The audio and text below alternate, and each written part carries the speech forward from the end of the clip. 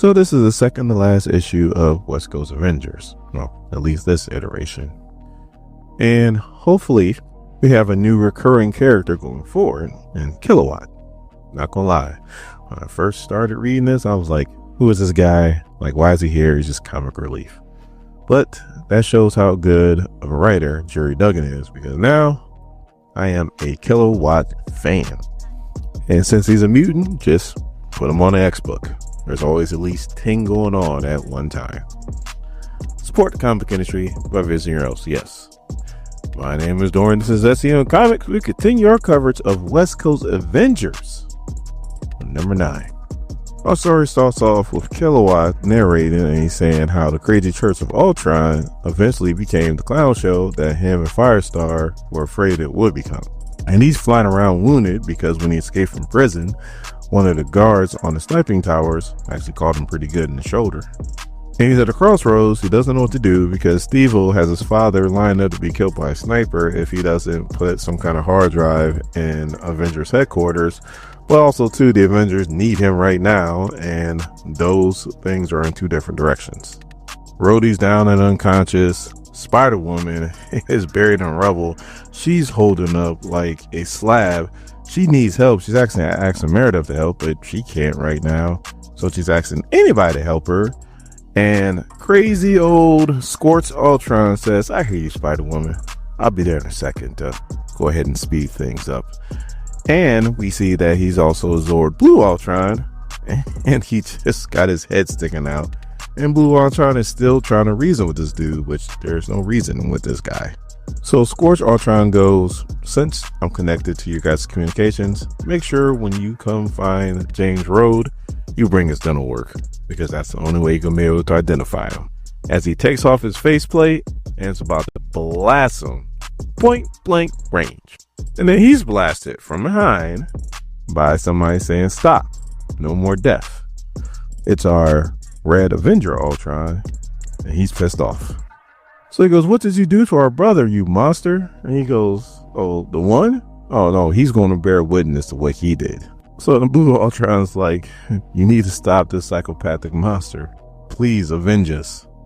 So Avenger Ultron hits Scorch Ultron with an uppercut. Scorch Ultron whips his chain at him and hits him in the face. But Avenger Ultron is not to be stopped until Spider-Woman calls out for help again.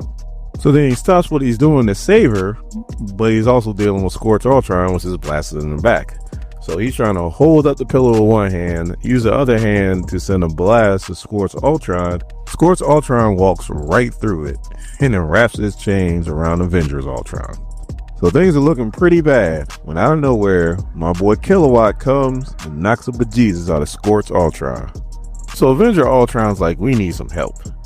So he sends out this like ghostly form of his. It goes into Rhodey and he's controlling Rhodey by his suit, even though he's knocked out. So him and Blue Bolt are blasting the hell out of Scorch Ultron. The Blue Ultron is talking to Scorch Ultron's like, they're going to kill you, brother, but you can still save yourself. Just surrender. And Scorch Ultron's like, that will never happen. So Blue Bolt's trying to chase after him, but finally he collapses. Avenger Ultron goes and saves the rest of the people that are in the rubble, including Spider-Woman. So Rhodey finally comes to and he's like, what a disaster. Is anybody hurt? Avenger Ultron locates Tony Stark and he's like, he is deep underneath there. So he starts blasting the ground. Then he uses himself, I guess, like a drill and drills down to go get him. So Rhodey's like, how long have I been out for? Is that a Ziggly Pig diaper? So Kilowatt explains how he got clipped when he was making his escape from prison. Then he went into a convenience store, grabbed some diapers, and got shot at again. So then Rhodey's like, hey, finally get to use this. It's a thing to where he extracts a bullet, which hurt Kilowatt, and then he's able to use something to help clot the wound, and now Kilowatt's good until he officially gets to a hospital. And then Avenger Ultron unburies Tony. And then Firestar shows up, because, you know, being in rehab is a little bit less important than being right here.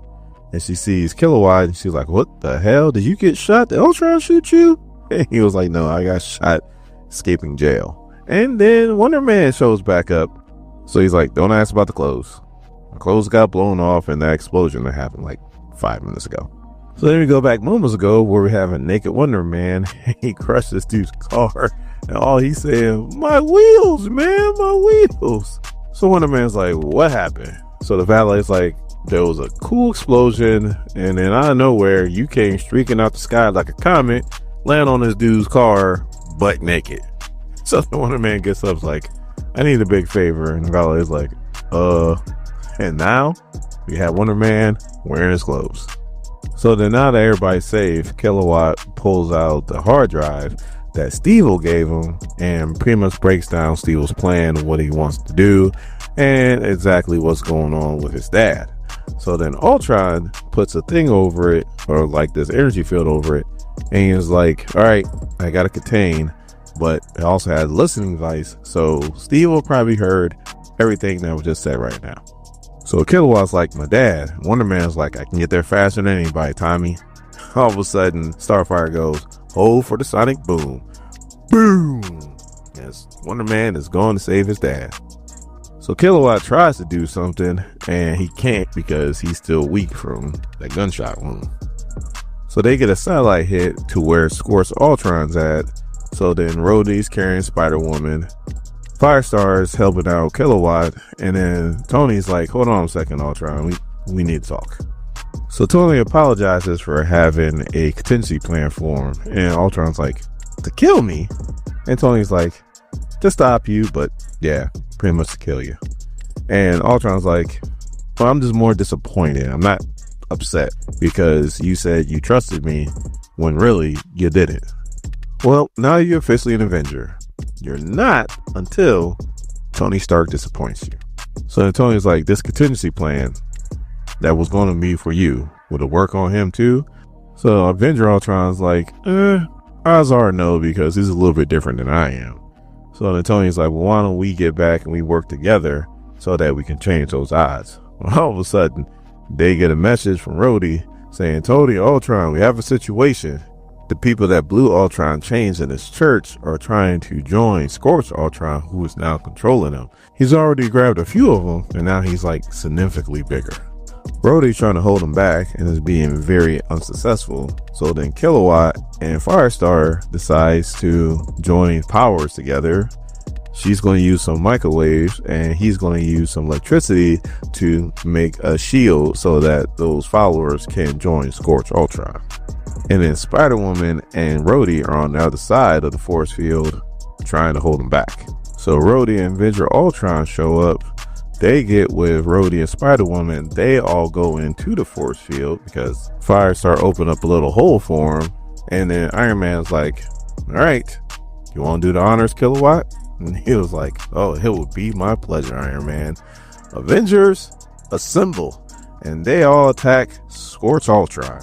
So Firestar hits him with all kinds of fire, and Scorch Ultron's like, you realize I got my name because I flew too close to the sun, so you can't burn me. So Iron Man's like, clear out, Firestar. Let me get this shot in. And then Scorch Ultron's like, you know what? Tony Stark, we know you well. You wouldn't be within an arm's reach of the Ultron you took in without a way to neutralize him. No more games. And he stabs the bejesus out of Iron Man. I mean, right through his stomach, out his back. And that looks pretty fatal to me.